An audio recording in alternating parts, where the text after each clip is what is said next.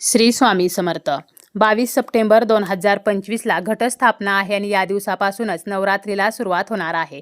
नवरात्र म्हणजे आदिशक्तीच्या उपासनेचा काळ. या काळामध्ये देवीची पूजा, आराधना मनोभावे केली जाते. घटस्थापनेचा संबंध हा कृषी संस्कृतीशी येतो. घटस्थापनेच्या दिवशी शेतातील माती आणून त्यामध्ये धान्य पेरले जाते. घट जो आहे तर तो केळीच्या पानावरती, पत्रावळीवरती, टोपलीमध्ये किंवा ताटामध्ये बसवला जातो आणि काळी किंवा लाल माती आपण घटस्थापनेसाठी वापरू शकतो. त्यामध्ये 5, 7 किंवा 9 धान्य मिक्स केली जातात. हरभरा, ज्वारी, बाजरी, गहू, जव, मका, तीळ, करडई, मूग, चवळी.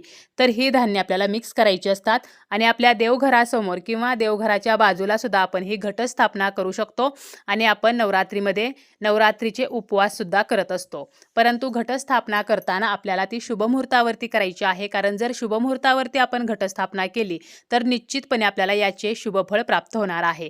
आणि